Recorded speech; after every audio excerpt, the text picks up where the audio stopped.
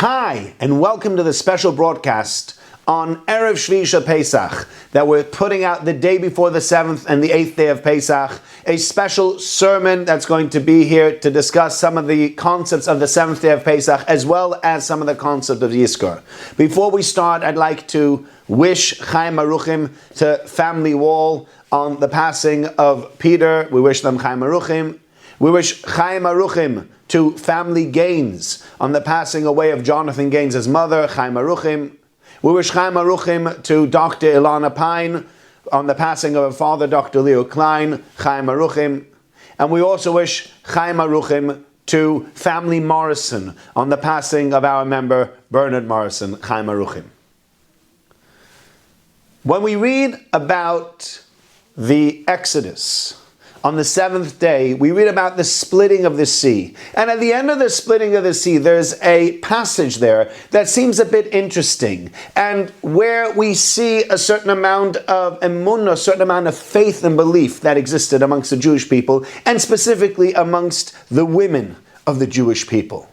We read that after Moshe Rabbeinu had come out and Moshe Rabbeinu sings a song, it says, Vatikach Miriam ha'neviah, Miriam the prophetess, took esatof beyada, she took the drum in her hand, Vatetzena kol hanashim acharei, and all the women came out with her, betupim u'mimchalos, with different drums and other instruments. And Miriam says to them, Shiru l'Hashem ki ga'o ga'ah, sing to God, for he's made things great. Sus v'rochavo ramavayom. He took the rider and his horse, and he drowned them in the sea.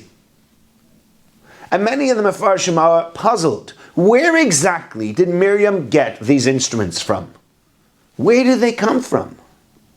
And some of them give the following explanation. They say, when the Jewish people left, they knew this wasn't finished yet. They had left, but the Egyptians were still behind them. And Miriam and the other women realized that at one point or another, a greater salvation was still on its way. They were still going to be freed in an even greater way than they've been freed already. And so Miriam and the women took along instruments from Egypt, knowing full well that this is not the final salvation. But when that final salvation comes, and they were certain that that final salvation was going to come, when that final salvation comes, they will then have the instruments to be able to celebrate it properly. And so they prepared those instruments in advance, knowing that this is coming, and this is where they're going to be. And so now, once the Egyptians have drowned, Miriam and the women take out those instruments that they had prepared so much in advance, and they say, here we go, we're ready to sing, we're ready to celebrate. And I think when we speak about preparation and celebration, Yom Tov has been very difficult in that way.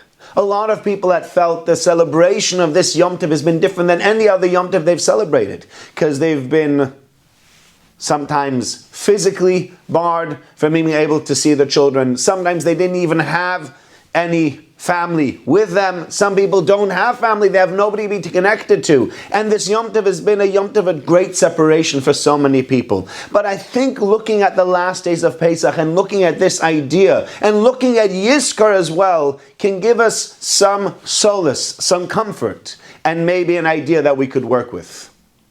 We see when we come to Yizkor that we stand in shul. And today we're not going to be able to do it in shul this time, but we're going to be having at 5:30, there will be a service on Zoom that you could join us with, or there'll be other places that have them as well. And you'll be able to say a prayer in memory of that person that has passed away.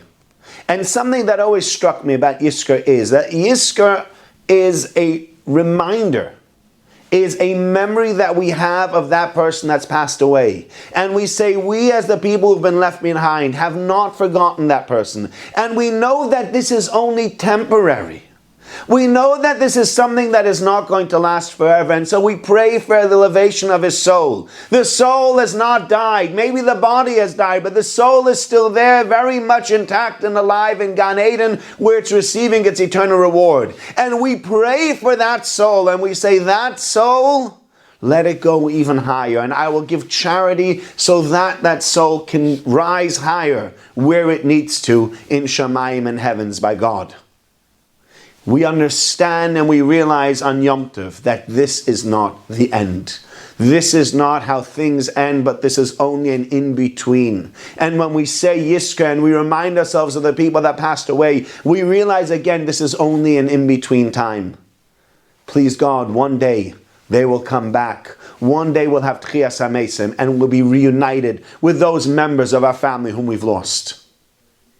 And I think that's also what we need to realize looking at this Yom Tov and looking forward to the other Yomim Tovim. Understanding already today that this is an in-between phase.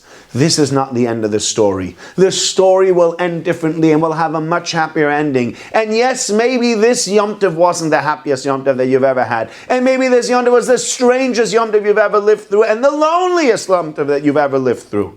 And I feel sorry and terrible for all those people who are isolated and lonely and are on their own. But I think if we give up now, then we fail to get the message of Miriam and we fail to get the message of Yizkor. It's not over. It's far from over. But it will end. At one point or another, whether that is in a few weeks, or maybe in a couple of months, or maybe even in 6 months' time. But we will see the light of the end of the tunnel. Please God, all the people that are working hard to find a solution, at one point or another, we will find a solution. We'll find a vaccine. We'll find a way to be able to help people. We'll find a way to get people out of isolation. We'll find a way to reach out to people and to make them happier and make them feel that they're cared for and they are also important members and nobody's forgotten them. We'll be able to do all of that.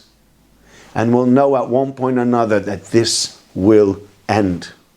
And if we decide today already to be happy, as Miriam HaNeviah did, we take the drums with us. Today already on Yom Tov, we can be happy. Because we look and we say, we know that this is going to end differently. And we know this will have a happier ending. And we know with Yizkor that things will end differently. And at one point or another, that neshama will rise and rise and rise. And when it comes back, it will be cleansed. And we'll be able to live a happy and fulfilled life. We'll also be able to take those lessons with us. Be happy in ourselves. Be happy with our Yom Tov and be happy with our situation. And grow from that situation so much. We wish you all a very, very good Yom Tov. I hope that your Yom Tov will be filled with light and with happiness and not with loneliness and with darkness. I hope that these words will comfort you as we go in towards Yizkor. And I hope as we go past Yom Tov, past Pesach, into the Sphira and then on our way to Shavuos, we will realize that we're moving on. We are growing from this. And this is not the end. But we will reach that finish line. Wishing you all a very good Yom Tov. Thank you.